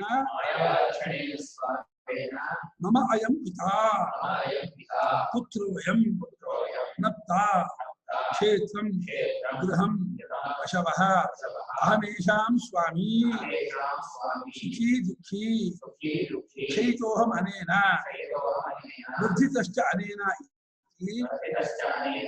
ಏವಂ ಪ್ರಕಾರಾನ್ ಸ್ವಪ್ರಾನ್ ಸ್ಥಾನದ್ವಯೇಪಿ ಪಶ್ಯನ್ ಸುಪ್ತಃ ಯದಾ ವೇದಾಂತಾರ್ಥಃ ತತ್ವ ಅಭಿಜ್ಞೇನ ಪರಮ ಕಾರುಣಿಕೇನ ಗುರುಣ ನಾಸಿ ಏವಂ ತ್ವಂ ಹೇತು ಫಲಾತ್ಮಕಃ ಕಿಂತತ್ವಮಸಿ ಕಿಂತು ತತ್ವಮಸಿ ಇತಿ ಪ್ರತಿಬೋಧ್ಯಮಾನಃ ತದಾ ಏವಂ ಪ್ರತಿಬುಧ್ಯತೆ. ಯಾವ ಈ ಸಂಸಾರಿ ಇದಾನೆ, ಇದು ಪ್ರಸಿದ್ಧ ಲೋಕದಲ್ಲಿ. ನಾವೆಲ್ಲ ಸಂಸಾರಿಗಳು ನಮ್ಮನ್ನು ಅನ್ಕೊಂಡ್ಬಿಟ್ಟಿದ್ದೀವಿ. ಸಂಸಾರಿ ಅಂತಂದ್ರೆ ಹೆಂಡತಿ ಮಕ್ಕಳು ಅಂತಲ್ಲ.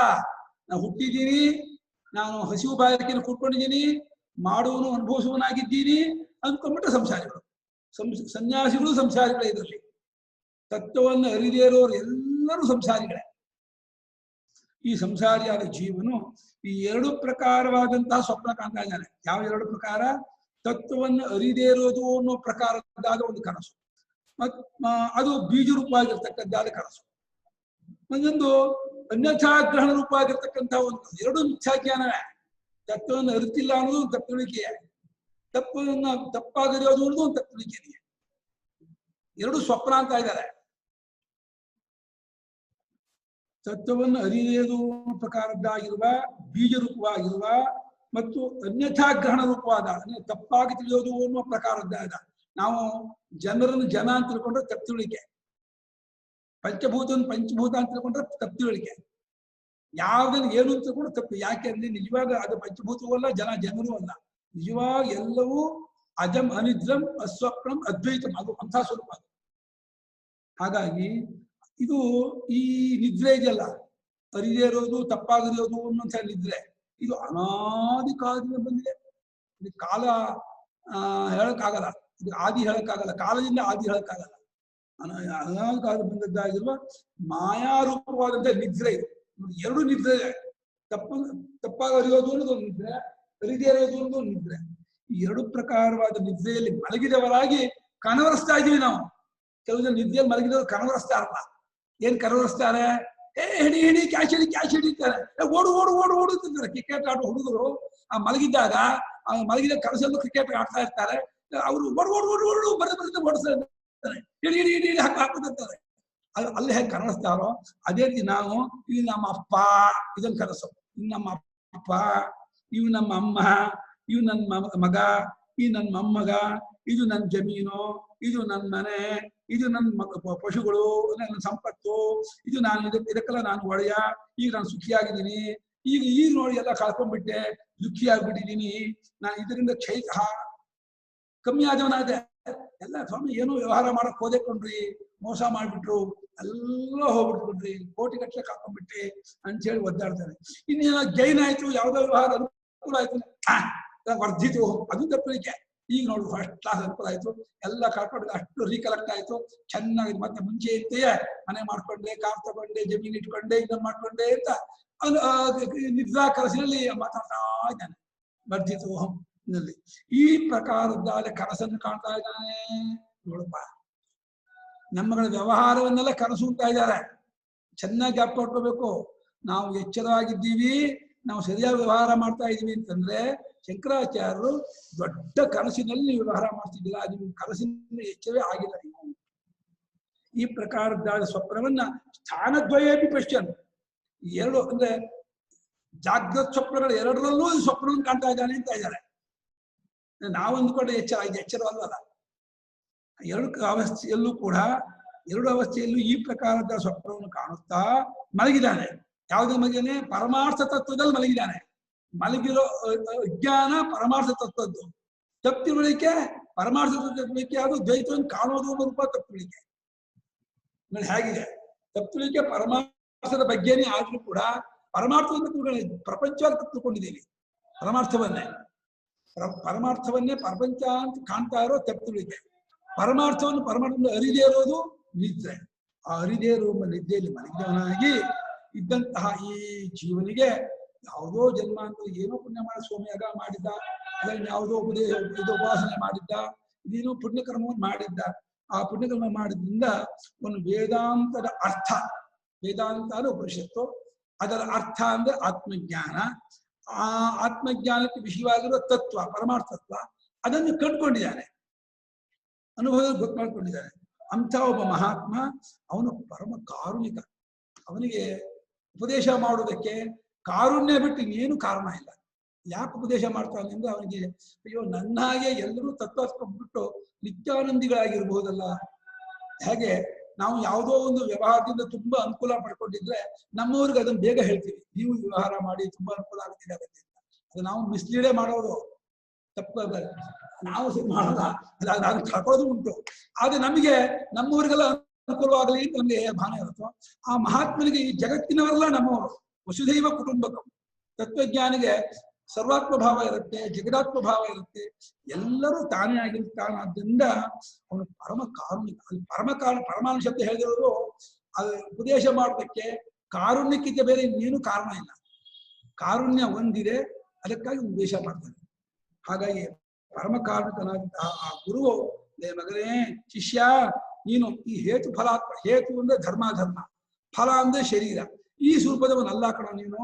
ಧರ್ಮಾಧರ್ಮದಿಂದ ಕೂಡ್ಕೊಂಡವನಲ್ಲ, ಶರೀರದಿಂದಲೂ ಕೂಡ್ಕೊಂಡವನಲ್ಲ. ಶರೀರ ಅನ್ನೋದು ಉಪಲಕ್ಷಣ. ಶರೀರ, ಇಂದ್ರಿಯ, ಮನಸ್ಸು, ಬುದ್ಧಿ, ಪ್ರಾಣ ಇವುಗಳಿಂದ ಕೂಡ್ಕೊಂಡವನಲ್ಲ, ಪುಣ್ಯ ಪಾಪದಿಂದಲೂ ಕೂಡ್ಕೊಂಡವನಲ್ಲ. ಎರಡಕ್ಕಿಂತಲೂ ವಿಲಕ್ಷಣನು, ಎರಡಕ್ಕಿಂತಲೂ ಅತೀತನು, ಎರಡಕ್ಕೂ ಸಾಕ್ಷಿಯು, ಎರಡರ ಸಂಬಂಧವೂ ನಿನಗಿಲ್ಲ.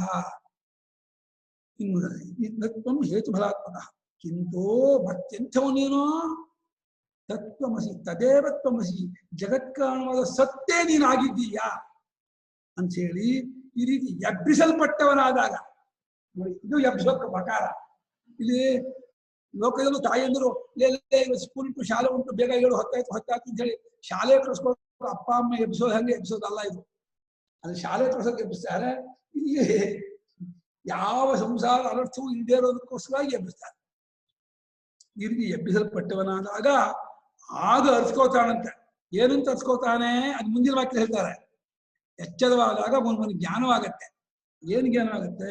ಕಥಂ ಕಥಂ ಪ್ರತಿಬುದ್ಧತೆ ಅಂತ ಹೇಗೆ ಎಚ್ಚರವಾಗುತ್ತಾನಪ್ಪ ಅಂತಂದ್ರೆ, ನಾಸ್ಮಿನ್ ಬಾಹ್ಯಂ ಆಭ್ಯಂತರಂ ವಾ ಜನ್ಮಾದಿ ಭಾವ ವಿಕಾರ ಅಸ್ತಿ. ಅಸ್ಮಿನ್ ಈ ಆತ್ಮನಲ್ಲಿ, ಈ ನನ್ನ ನಿಜ ಸ್ವರೂಪದಲ್ಲಿ ಹೊರಗಾಗಲಿ ಒಳಗಾಗಲಿ ಹುಟ್ಟುವಿಕೆ, ಇರುವಿಕೆ, ಬೆಳೆಯುವಿಕೆ, ಬದಲಾವಣೆ ಆಗುವಿಕೆ, ಕಮ್ಮಿ ಆಗುವಿಕೆ ಇತ್ಯಾದಿ ಯಾವ ವಿಕಾರವೂ ಇಲ್ಲ. ಷಡ್ಭಾವ ವಿಕ್ರಿಯಾ ರಹಿತನು ನಾನು ತಿಳ್ಕೊತಾನೆ. ಜಾಯತೆ, ಅಸ್ತಿ, ವರ್ಧತೆ, ವಿಪರಿಣಮತೆ, ಅಪಕ್ಷೀಯತೆ, ಈ ರೀತಿ ಜನ್ಮಾದಿ ಹುಟ್ಟೆ ಮುಂತಾದ ಭಾವ ವಿಕಾರವು ಈ ಆತ್ಮದಲ್ಲಿ ಒಳಗೂ ಇಲ್ಲ, ಹೊರಗೂ ಇಲ್ಲ. ಹೊರಗೆ ಕಲ್ಪಿತ, ಒಳಗೆ ಅನ್ನೋದು ದೇಹದ ಇಷ್ಟನ್ನು ಹಾಡಬೇಕು. ಎರಡೂ ಇಲ್ಲದೆ ಇರ್ತಕ್ಕಂತಹದ್ದು, ಎರಡೂ ಇನ್ನೂ ವಿಕಾರ ಇಲ್ಲದೆ ಇರ್ತಕ್ಕಂಥದ್ದು. ಅತಃ ಅಜಂ, ಅದರಿಂದಲೇ ಇದು ಅಜಸ್ವರೂಪ. ಸಬಾಹ್ಯಾಭ್ಯಂತರೋ ಹ್ಯಜಃ ಶ್ರುತೇ. ಈ ಆತ್ಮನು ಒಳಗೂ ಹೊರಗೂ ಸೇರಿಸಿ ಹುಟ್ಟಿಲ್ಲದೆ ಇರ್ತಕ್ಕವನು ಎಂಬುದಾಗಿ ಶ್ರುತಿ ಹೇಳ್ತಾ ಇರೋದ್ರಿಂದ ಅದನ್ನು ಅನುಭವಿಸ್ಬಿಡ್ತಾನೆ, ನಾನು ಕಟ್ಕೊಂಡ್ಬಿಡ್ತಾನೆ. ಅದೇ ನನ್ನ ಸ್ವಭಾವ, ನಾನು ಹಾಗೆ ಇರ್ತಕ್ಕವನು. ಸರ್ವಭಾವ ವಿಕಾರ ವರ್ಜಿತಂ ಇತ್ಯರ್ಥ. ಭಾವ ಅಂದ್ರೆ ಪದಾರ್ಥ, ಪದಾರ್ಥಗಳಿಗೆ ಏನು ವಿಕಾರವಿದೆ, ಪದಾರ್ಥಗಳಿಗೆ ಹೆಚ್ಚಾಗೋದು, ಕಮ್ಮಿ ಆಗೋದು, ಸಾವಿಯೋದು, ನಾಶವಾಗೋದು ಇತ್ಯಾದಿ ವಿಕಾರ ಇದೆಯಲ್ಲ, ಯಾವ ಪ್ರಕಾರದಾದ ವಿಕಾರವೂ ಇಲ್ಲದ್ದು ಅಂತ ಅರ್ಥ. ಸರ್ವ ಎಲ್ಲಾ ಪ್ರಕಾರ, ಎಷ್ಟು ಭಾವಾಲು ಹೇಳಿ, ಎಷ್ಟು ವಿಕಾರವನ್ನಾದ್ರೂ ಹೇಳಿ, ಎಷ್ಟು ಪದಾರ್ಥಗಳ ಏನೇನು ವಿಕಾರವಿದ್ರು ಯಾವ ವಿಕಾರವೂ ಇದರಲ್ಲಿಲ್ಲ ಅಂತ ಅರ್ಥ. ಯಸ್ಮಾ ಜನ್ಮಾದಿ ಕಾರಣಭೂತಂ ಅಸ್ಮಿನ್ ಅವಿದ್ಯಾ ತಮೋ ಬೀಜಂ ನಿದ್ರಾ ವಿದ್ಯತೆ ಇತಿ ಅನಿದ್ರಂ. ಯಾಕೆಂದರೆ ಅಂತ ಕೇಳಿದ್ರೆ, ಹುಟ್ಟೆ ಮುಂತಾದಕ್ಕೆ ಕಾರಣ ಅವಿದ್ಯೆ, ಅಜ್ಞಾನದಿಂದಲೇ ಹುಟ್ಟಬೇಕು. ಹಾಗೆ ಜನ್ಮಾದಿಗೆ ಕಾರಣವಾಗಿರುವ ಅವಿದ್ಯೆ ಎಂಬ ತಮಸ್ಸೆಂಬ ಬೀಜವು ಇವನಲ್ಲಿ ಇರುವುದಿಲ್ಲವಾದ್ರಿಂದ ಇವನು ಅನಿದ್ರ. ಎಲ್ಲಿವರೆಗೆ ಹುಟ್ಟುವುದಕ್ಕೆ ಕಾರಣವಾಗಿರುವ ಅಜ್ಞಾನವೆಂಬ ನಿದ್ರೆಯನ್ನು ಇಟ್ಕೊಂಡು ನಾವು ಮಲಗ್ತೀವೋ ಅಲ್ಲಿವರೆಗೆ ಮತ್ತೆ ಎಚ್ಚರವಾಗ್ತೀವಿ, ಕನಸು ಕಾಣ್ತೀವಿ, ಮತ್ತೆ ವ್ಯವಹಾರಕ್ಕೆ ಬರ್ತೀವಿ, ಮತ್ತೆ ಅನರ್ಥ ಆಗ್ತೀವಿ. ಅಜ್ಞಾನವೆಂಬ ನಿದ್ರೆಯನ್ನೇ ನಾವು ಕಿತ್ತಾಕೊಂಡ್ಬಿಟ್ಟಿದ್ರೆ ಮತ್ತೆ ಬರೋದು ಹೋಗೋದು ವ್ಯವಹಾರವೂ ಇಲ್ಲ, ಪ್ರಶ್ನೆಯೂ ಇಲ್ಲ, ಅರ್ಥವೂ ಇಲ್ಲ.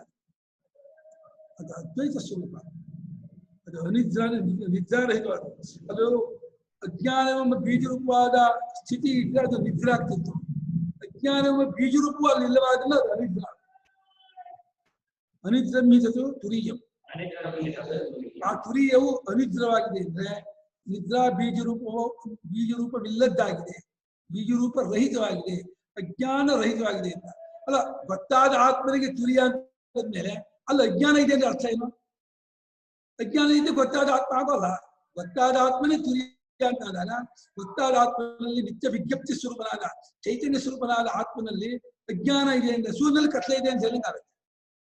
ಸೂರ್ಯನಲ್ಲಿ ಕತ್ಲೆ ಇರೋದು ಹೇಗೆ ಹೊಂದಲ್ವೋ, ವಿಜ್ಞಪ್ತಿ ಸ್ವರೂಪನಾದ ತುರಿಯ ಸ್ವರೂಪದಲ್ಲಿ ಅಜ್ಞಾನ ಇರೋದು ಹೊಂದಲ್ಲ. ಅತಏವ ಅಸ್ವಪ್ನಂ. ಆವಾಗ ನಿದ್ರೆಯೇ ಇಲ್ಲವೋ, ಅಜ್ಞಾನವೇ ಇಲ್ಲವೋ, ಅದನ್ನ ಸ್ವಪ್ನವೂ ಇಲ್ಲ, ಮಿಥ್ಯಾಜ್ಞಾನವೂ ಇಲ್ಲ, ಆ ತುರಿಯಲ್ಲಿ ತಪ್ಪಿರುವಿಕೆಯೂ ಇಲ್ಲ. ತನ್ನಿಮಿತ್ತತ್ವ ಅನ್ಯಥಾ ಗ್ರಹಣಸ್ಯ. ಸ್ವಪ್ನ ನಿಮಿತ್ತದಿಂದ ಅನ್ಯಥಾ ಗ್ರಹಣ ಆಗ್ಬೇಕು. ಸ್ವಪ್ನವೇ ಇದೆ ಆದ್ಮೇಲೆ ಇನ್ನೊಂದನ್ನು ಕಾಣೋದು ಅನ್ನೋದು ಇದೆ ಆದ್ಮೇಲೆ ತಪ್ಪಿರುವಿಕೆಯೂ ಇಲ್ಲ.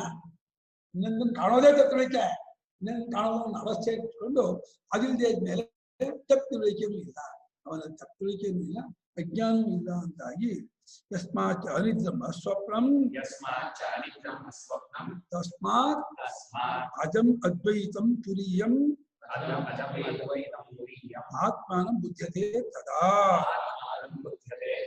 ಯಾವ ಕಾರಣದಿಂದ ಅದು ನಿದ್ರೆಯಲ್ಲದ್ದು, ಅಜ್ಞಾನವಿಲ್ಲದ್ದು, ಸ್ವಪ್ನವಿಲ್ಲದ್ದು, ಸ್ವಪ್ನವಲ್ಲದ್ದು, ಮಿಥ್ಯಾಜ್ಞಾನವಿಲ್ಲದ್ದು, ಮಿಥ್ಯಾಜ್ಞಾನವೂ ಅಲ್ಲದ್ದು, ಅದು ಮಿಥ್ಯಾಜ್ಞಾನವೂ ಅಲ್ಲ, ಅಲ್ಲಿ ಮಿಥ್ಯಾಜ್ಞಾನವೂ ಇಲ್ಲ, ಅದಕ್ಕೆ ಸ್ವಪ್ನವೂ ಇಲ್ಲ, ಅದು ಸ್ವಪ್ನವೂ ಅಲ್ಲ. ಅಂಥದ್ದಾಗಿರುವ ಸ್ವರೂಪವಾದ್ದರಿಂದ ಅದು ಅಜವಾಗಿರುವ, ಹುಟ್ಟಿಲ್ಲದ್ದಾಗಿರುವ, ಅದ್ವೈತವಾಗಿರುವ ತುರಿಯ ಸ್ವರೂಪವನ್ನ ಅದು ಆತ್ಮಾನ ತಾನೇ ಅದು ತನ್ನ ಸ್ವರೂಪವನ್ನ ಕಂಡುಕೊಳ್ತಾನೆ ಅಂತ ಜ್ಞಾನದ ಕಡೆಯಿಂದ ಆಗ ಅಂತ ಹೇಳಿದ್ರು. ತತ್ವದ ಕಡೆಯಿಂದ, ವಸ್ತು ಕಡೆಯಿಂದ ಆಗ ಅಲ್ಲ. ವಸ್ತು ಯಾವಾಗಲೂ ನಿರಂತರವಾಗಿದೆ. ಗೊತ್ತಾದಾಗ, ಅಜ್ಞಾನ ಹೋದಾಗ ಕಂಡುಕೊಳ್ತಾನೆ ಅಂತಂದ್ರು. ಈ ಅನ್ಯಥಾ ಜ್ಞಾನವು ಜನ್ಮಾದಿಗಳಿಗೆ ಕಾರಣ, ಅಜ್ಞಾನ ನಿದ್ರೆಯು ಅನ್ಯಥಾ ಜ್ಞಾನಕ್ಕೆ ಕಾರಣ ಅಂತ.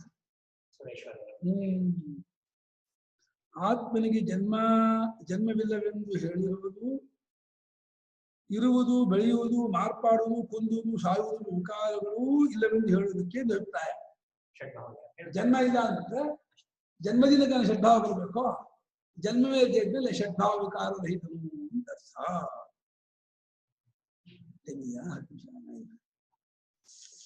ಪ್ರಪಂಚ ನಿವೃತ್ತಿಯ ಚೇತ್ ಪ್ರತಿಬುದ್ಧತೆ ಅನಿವೃತ್ತೇ ಪ್ರಪಂಚೆ ಕಥಮದ್ವೈತಮಿತಿ. ಇವನು ತಿಳ್ಕೊಂಡು ಪ್ರಪಂಚ ಇಲ್ಲ ಅಂತ ಮಾಡ್ಕೊಳ್ತಾನೋ, ಪ್ರಪಂಚ ಇಲ್ಲ ಅಂತ ಆದ್ಮೇಲೆ ತಿಳ್ಕೊಳ್ತಾನೋ.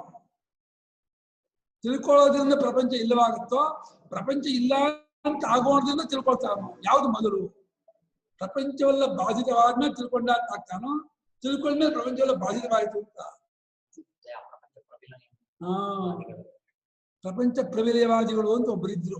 ಆ ಪ್ರಪಂಚ ಪ್ರವಿಲಯವಾದಿಗಳು ಈ ಪ್ರಪಂಚ ತೋರುವವರಿಗೆ, ಕಾಣುವವರಿಗೆ ನಿಮ್ಗೆ ಅದ್ವೈತವಿಲ್ಲ, ಪ್ರಪಂಚವನ್ನು ಕರಗಿಸ್ಕೋಬೇಕು, ಉಜ್ಜಬೇಕು, ಅದನ್ನು ಪೂರ್ತಿ ನಾಶ ಮಾಡ್ಕೋಬೇಕು, ಆಮೇಲೆ ಅದ್ವೈತ ಸ್ಥಿತಿ ಆಗತ್ತೆ ಅಂತಂದ್ರೆ, ಆವಾಗ ಪ್ರಪಂಚ ನಿವೃತ್ತಿ ಆಗದೆ ಇದ್ದಾಗ ಅದ್ವೈತ ಹೇಗೆ?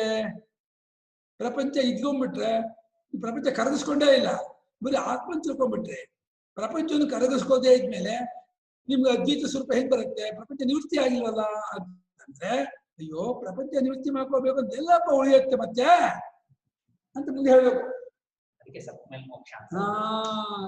ಸತ್ ಮೇಲೆ ಮೋಕ್ಷ ಅನ್ನೋದು ಸತ್ಯವರಿಗೆ ಹೆಸರು, ಅವಕ್ಕೂ ಇದ್ದವ್ರಿಗಲ್ಲ. ಸತ್ಯವ್ರಿಗೆ ಹೇಳ್ಬೇಕು, ಯಾರು ಸಾಯ್ತಾರೋ ಅವ್ರಿಗೆ ಹೇಳ್ಬೇಕು. ಇದು ಬದುಕಿರೋ ವಿಚಾರ ಅಲ್ಲ. ಪ್ರಪಂಚೋ ಯದಿ ವಿದ್ಯೇತ ನಿವರ್ತೇತ ನ ಸಂಶಯಃ ಮಾಯಾ ಮಾತ್ರಮಿದಂ ದ್ವೈತಂ ಅದ್ವೈತಂ ಪರಮಾರ್ಥತಃ. ಪ್ರಪಂಚೋ ಯದಿ ವಿದ್ಯೇತ ನಿವರ್ತೇತ ನ ಸಂಶಯಃ ಮಾಯಾ ಮಾತ್ರಮಿದಂ ದ್ವೈತಂ ಅದ್ವೈತಂ ಪರಮಾರ್ಥತಃ.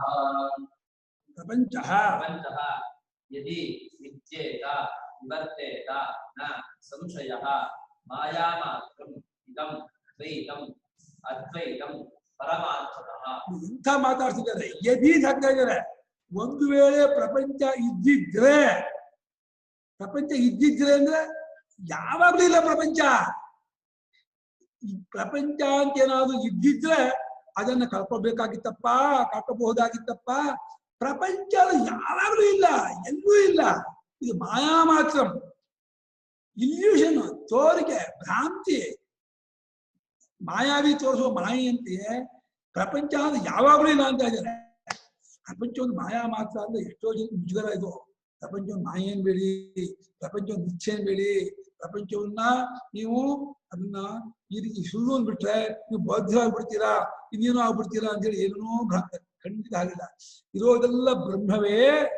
ಬ್ರಹ್ಮವೇ ತತ್ವಲಿಕೆಯಿಂದ ಪ್ರಪಂಚವಾಗಿ ತೋರ್ತಾ ಇದೆ ಅವಿದ್ಯಾಬದ್ಧ ಚಕ್ಷುಷ್ಕರಿಗೆ. ಎಲ್ಲಿವರೆಗೆ ನಮ್ಮ ದೃಷ್ಟಿ ಅವಿದ್ಯೆಯಿಂದ ಕೂಡ್ಕೊಂಡದ್ದಾಗಿರುತ್ತೋ ಅಲ್ಲಿವರೆಗೆ ಇದೇ ಪರಮಾರ್ಥ ಸ್ವರೂಪ, ಪರಬ್ರಹ್ಮ ಸ್ವರೂಪ ಪ್ರಪಂಚವಾಗಿ ತೋರ್ತಾ ಇರುತ್ತೆ. ಅಲ್ಲಿ ಆನೆ ಮರ ಎರಡಿಲ್ಲ, ಇರೋದು ಮರ ಒಂದೇ. ನೀವು ಆನೆ ನೋಡ್ತಿದ್ದಾಗ ಆ ಮರ ಕಾಣ್ತಾ ಇರಲ್ಲ. ಮರ ನೋಡ್ಬಿಟ್ರೆ ಅಲ್ಲೇ ಆನೆ ಮುಳುಗಿ ಹೋಗ್ಬಿಡುತ್ತೆ. ಅದೇ ರೀತಿ ಪ್ರಪಂಚ ನೋಡ್ತಾ ಇದ್ರೆ ಬ್ರಹ್ಮ ಕಾಣ್ತಾ ಇರಲ್ಲ. ಬ್ರಹ್ಮ ಗೊತ್ತಾಗುತ್ತಲೇ ಪ್ರಪಂಚ ಆಗಲೇ ಎವಾಬ್ರೇಟ್ ಆಗ್ಬಿಡುತ್ತೆ. ಎವಾಬ್ರೇಟ್ ಅವ್ರ ಕ್ರಿಯೆ ಅನ್ಕೋಬೇಡಿ, ಅದೇನು ಆವಿ ಆಗುತ್ತೆ, ಪೆಟ್ರೋಲ್ ಆವಿ ಆಗುವ ಹಾಗೇನೆ ಪ್ರಪಂಚ ತುಂಬಿಬಿಡುತ್ತೆ ಹಾಗೆಲ್ಲ ಅನ್ಕೋಬೇಡಿ. ಆ ಕಲ್ಪನೆ ಎಲ್ಲ ಏನು ಮಾಡ್ಕೊಕ್ ಹೋಗ್ಬೇಡಿ. ಪ್ರಪಂಚ ಹಗ್ಗ ಗೊತ್ತಾಗುತ್ತಲೇ ಹಾವು ಎವಾಬ್ರೇಟ್ ಆಗುತ್ತೆ. ಏನಾಗುತ್ತೆ ಹಾವು ಎವಾಬ್ರೇಟ್ ಆಗುತ್ತೋ, ಮಾಯೆ ಆಗುತ್ತೋ, ಹೊರಟೋ ಏನಂತೀರ ಅದಕ್ಕೆ ಹಾವುಗೆ? ಅದು ಇಲ್ಲೂ ಹುಟ್ಟಿಲ್ಲ, ಹಗ್ಗದಲ್ಲೂ ಹುಟ್ಟಿಲ್ಲ, ತಲೆಯಲ್ಲೂ ಹುಟ್ಟಿಲ್ಲ. ತಲೆಯಲ್ಲಿ ಹುಟ್ಟಿದ್ರೆ ತಲೆ ಹುಟ್ಟಿಟ್ರೆ ಐದರ ಬುದ್ಧಿಲೂ ಹುಟ್ಟಿಲ್ಲ, ಹಗ್ಗದಲ್ಲೂ ಹುಟ್ಟಿಲ್ಲ. ಅದು ಒಂದು ತೋರಿಕೆ, ಅಷ್ಟೇ. ಪ್ರಪಂಚ ಅನ್ನೋದು ಯಾವಾಗಲೂ ತೋರಿಕೆ ಅಂತ ಇದ್ದಾರೆ. ಎಷ್ಟು ಗಟ್ಟಿ ಮಾತು ಅಂತ ಇವರು, ಎಷ್ಟು ದೃಢವಾಗಿ ಹೇಳ್ತಾ ಇದ್ದಾರೆ. ನಾವು 700 ಕೋಟಿ ಜನ ಪ್ರಪಂಚ ಇದೆ ಅಂತಿದ್ರೆ ಗೌಡ ಒಂದೇ ಬಾಂಬ್ ಹಾಕ್ಬಿಟ್ರು. ಪ್ರಪಂಚ ಇದ್ದಿದ್ದೆ ಕಲಿಬೇಕು ಕಣ, ಎಲ್ಲಿದೆಯೋ ಪ್ರಪಂಚ? ಮಾಯಾ ಮಾತ್ರ ಬಿಡಂ ದ್ವೈತಂ ಅಂದ್ರು. ಪರಮಾರ್ಥತಃ ಅದ್ವೈತಂ. ನಿಜವಾಗಿ ನೋಡಿ, ಅದ್ವೈತವೇ ಪರಮಾರ್ಥ ಅಂದ್ರೆ ಇದು ಮತ ಅಲ್ಲ, ಇದು ಶಂಕರಾಚಾರ್ಯ ಕಂಡು ಹಿಡಿದದ್ದಲ್ಲ, ಇದು ಗೌಡಪಾದ ಕಂಡು ಹಿಡಿದದ್ದಲ್ಲ, ಇದು ಶ್ರುತ್ಯುಕ್ತವಾದ ವಿಚಾರ. ಶ್ರುತಿಯಲ್ಲಿಯೇ ಹೇಳಿದ್ದನ್ನ ಶಂಕರರು ಮತ್ತೆ ಗೌಡಪಾದರು ನಮ್ಗೆ ತೋರಿಸ್ಕೊಟ್ರೆ ಹೊರತು ಅದ್ವೈತ ಸ್ಥಾಪನಾಚಾರ್ಯರಲ್ಲ. ಅದ್ವೈತ ಶ್ರುತಿಯಲ್ಲಿಯೇ ಪ್ರತಿಪಾದಿತವಾಗಿದೆ, ಶ್ರುತಿ ಪ್ರತಿಷ್ಠಿತವಾಗಿದೆ, ಶ್ರುತಿ ಸಿದ್ಧವಾಗಿದೆ. ಅದನ್ನ ಜನರು ತಪ್ಪಿಕೊಂಡದ್ದನ್ನ ಶಂಕರಾಚಾರ್ಯರು ಅದನ್ನ ಬಿಡಿಸಿದ್ರು, ಅದನ್ನ ತೋರಿಸ್ಕೊಟ್ಟು ಅದನ್ನ ಹೇಳ್ಬೋದು. ಅದನ್ನೇ ಬೇಕಾದ್ರೆ ಅದ್ವೈತ ಸ್ಥಾಪನೆ ಅನ್ಬೋದು. ಹೊರತು ತಪ್ಪಿಕೊಂಡದನ್ನು ಬಿಡಿಸಿದ್ರು. ಅದ್ವೈತವನ್ನು ಸ್ಥಾಪನೆ ಮಾಡೋ ಶಂಕರಾಚಾರ್ಯರು ಬೇಡ, ಗೌಡಪಾದರು ಬೇಡ, ಯಾರು ಬೇಡ. ಅದ್ವೈತ ಅನ್ನೋದು ಶ್ರುತಿ ಸಿದ್ಧವಾಗಿರ್ತಕ್ಕದ್ದು. ಶ್ರುತಿ ಸಿದ್ಧವಾದ ಅದ್ವೈತವನ್ನ ಅವರು ನಮ್ಮ ಅನುಭವಕ್ಕೆ ಮಟ್ಟು ಹಾಗೆ ತೋರಿಸ್ಕೊಟ್ರು. ಗೌಡಪಾದರು ಕೂಡ ಅದನ್ನೇ ತಿಳಿಸ್ಕೊಟ್ರು. ಅದ್ವೈತವೇ ಪರಮಾರ್ಥ. ಅದು ಯಾರ ವ್ಯಕ್ತಿಯ ಮೇಲೂ ಕಾಲದೇಶದ ಮೇಲೂ ಯಾವುದ ಮೇಲೂ ನಿಂತಿಲ್ಲ. ಅದು ತತ್ವ. ಅದು ಅದ್ವೈತ ಅಂದ್ರೆ ಪರಮಾರ್ಥ ತತ್ವ. ಅದನ್ನ ನಮ್ಗೆ ಮನದಟ್ಟು ಮಾಡಿಸ್ಕೊಟ್ರು, ತಿಳಿಸ್ಕೊಟ್ರು ಬೋಧಕರು. ಅದರ ಬಗ್ಗೆ ತಪ್ಪುಳಿಕೆ ಇತ್ತು. ಇದನ್ನ ಇನ್ನೇನು ಮಾಡ್ಕೋಬೇಕು, ಕರ್ಮೋಪಾಸನೆ ಮಾಡ್ಕೋಬೇಕು, ಪ್ರಸಂಖ್ಯಾನ ಮಾಡ್ಕೋಬೇಕು, ಇದೆಲ್ಲ ತಪ್ಪುದೆಲ್ಲ ಇಲ್ಲ. ಈಗಲೇ ಇಲ್ಲಿಯೇ ಅನುಭವ ಬರುವಂತಹ ಅದ್ವೈತ ವಿಚಾರ ಇದು ಅನ್ನೋದನ್ನ ಶಂಕರ ಭಗವತ್ಪಾದವರು ಯುಕ್ತಿ, ದೃಷ್ಟಾಂತ, ಅನುಭವದ ಆಧಾರದ ಮೇಲೆ ಶ್ರುತಿಗೆ ಅರ್ಥವನ್ನು ಮಾಡುತ್ತಾ ನಮಗೆ ಮನದಟ್ಟು ಮಾಡಿಕೊಡೋದ್ರಿಂದ ಅನರ್ಥ ಜಗದ್ಗುರುಳಾದ ಶಂಕರ. ನಿಜವಾದ ಶಂಕರ. ಯಾಕೆ ಅಂದ್ರೆ ಈ ಇರುವ ಪರಮಾರ್ಥ ನಮಗೆ ತೋರಿಸ್ಕೊಟ್ರಲ್ಲ, ಅದೇ ವಿಶೇಷ. ಸತ್ಯಮೇ ಒಂದು ಪ್ರಶ್ನೆಗೆ ಕೇಳೋಣ. ಪ್ರಶ್ನೆ 10 ನಿಮಿಷ ಆಗಿದೆ. ಕೇಶವಾಧಾನ ಪ್ರಶ್ನೆ ಮಾಡ್ತಾರೆ. ಅವ್ರು ಕನೆಕ್ಟ್ ಆಗ್ತಾ ಇದಾರೆ ಇನ್ನ ಗುರುಗಳೇ. ಕರೆಕ್ಟ್ ಆಗಿದ್ದಾರೆ, ಬಂದಿದ್ದಾರೆ. ಆಡಿಯೋ ಕನೆಕ್ಟ್ ಆಗಿಲ್ಲ. ಆಡಿಯೋ ಕರೆಕ್ಟ್ ಆಗಿಲ್ವಾ? ಆಡಿಯೋ ಕರೆಕ್ಟ್ ಆಗಿಲ್ವಾ? ಕೇಳಿಸ್ತಾ ಇಲ್ವಾ? ಮಾಡ್ಕೊಳ್ತಾ ಇದಾರೆ. ಲಕ್ಷ್ಮೀನಾರಾಯಣ ದೇವಸ್ಥಾನದಲ್ಲಿ ಇದ್ದಾರೆ. ಲಕ್ಷ್ಮೀನಾರಾಯಣ ದೇವಸ್ಥಾನ ಕಾಣ್ತಾ ಇದೆ. ಕನೆಕ್ಟ್ ಆಗಿದ್ದಾರೆ ಗುರುಗಳು. ಕೊನೆಯ ಬಟನ್ ಹೊಡ್ಬೇಕಂತೆ. ಕೊನೆ ಅಂದ್ರೆ ಲಕ್ಷ್ಮೀನಾರಾಯಣ ದೇವಸ್ಥಾನ ಕೊನೆಯದು. Voice button. ಅವರು ಮೌನ ವ್ಯಾಖ್ಯರವರು. ಯಾರಿಗೇನ ಕ್ವಶನ್ಸ್ ಇದೆಯಾ? ಸುರೇಶ್ ಅವ್ರದ್ದಿದೆ. ಸುರೇಶ್ ಕೇಳಿ. ಪ್ರಪಂಚ ಹೇಗ್ರಿ ಇಲ್ಲ? ಯಾಕ್ರಿ ಇಲ್ಲ ಪ್ರಪಂಚ? ಪ್ರಪಂಚ ಇಲ್ಲ ಅಂತಿದ್ದಾರೆ. ಗೌಡಪಾದರು ಒಪ್ಕೋಬಹುದೇನ್ರಿ? ಅವ್ರೇನು ಇಲ್ಲ ಅಂತಾರೆ. ಹೇಳೋರು ಹೆಟ್ರಾದ ಕೇಳೋರು ಕಿವ್ಡ್ರಿ ಅಂತ ನಮ್ಗೆ ಕಾಣ್ತಿಲ್ಲ. ಪ್ರಪಂಚ ಇಲ್ಲ ಅಂದ್ಬಿಟ್ರೆ ಒಪ್ಕೋತಾಗತ್ತಾ? ಅಲ್ಲ ರೀ, ಪ್ರಪಂಚವನ್ನ ಪ್ರಪಂಚದ ಒಳಗಿದ್ದು ನೋಡ್ಬೇಕಾ, ಪ್ರಪಂಚದ ಹೊರಗಿದ್ದು ನೋಡ್ಬೇಕಾ ನೋಡ್ಬೇಕು, ತೀರ್ಮಾನ ಮಾಡಿ. ಪ್ರಪಂಚದ ಒಳಗಿದ್ದವರು ಪ್ರಪಂಚ ನೋಡೋದು ಲೆಕ್ಕ ಅಲ್ಲ. ಯಾಕಂದ್ರೆ ಪ್ರಪಂಚದ ಒಳಗಿದವರಲ್ಲ ಅವಿದ್ಯಾವಂತರು. ಅವಿದ್ಯಾ ದೃಷ್ಟಿಯಿಂದ ನೋಡೋ ಪ್ರಪಂಚ ಇದೆ ಅಂತಂದ್ರೆ ಪ್ರಮಾಣ ಅಲ್ಲ. ಪ್ರಪಂಚಾತೀತವಾದ ಅನುಭವದಿಂದ ನೋಡಿ ಹೇಳ್ಬೇಕು ಪ್ರಪಂಚ ಇದೆಯೋ ಇಲ್ವೋ ಅಂತ.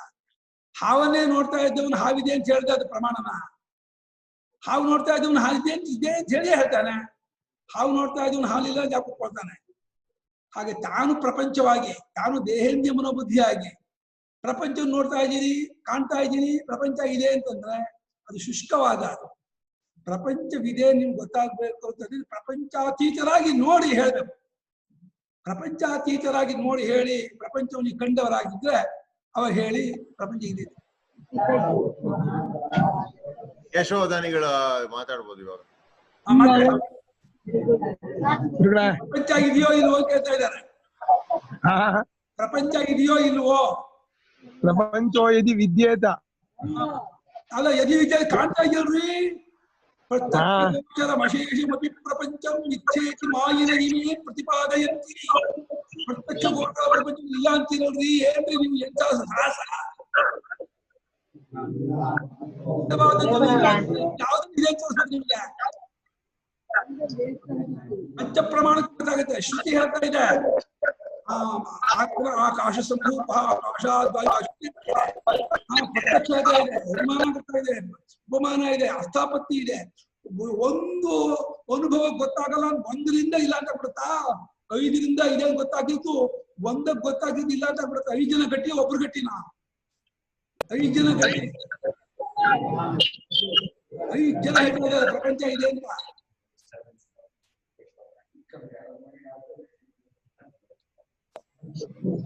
ಇದೇನ್ ಹೇಳ್ಬೋದು.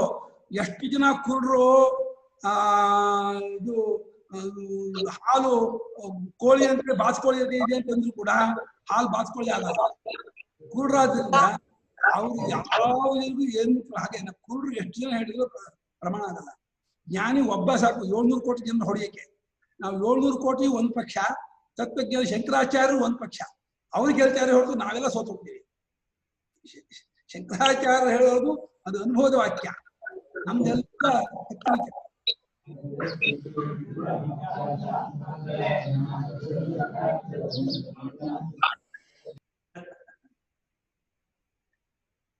ಹಾ, ನಾಳೆ ಓದೋಣ ಭಾಷ್ಯನಾ?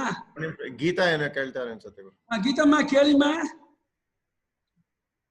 ನಂದಿನಿ ಎದ್ದು ನಿಂತ್ಕೊಂಡು ಕೇಳಿಮ್ಮ.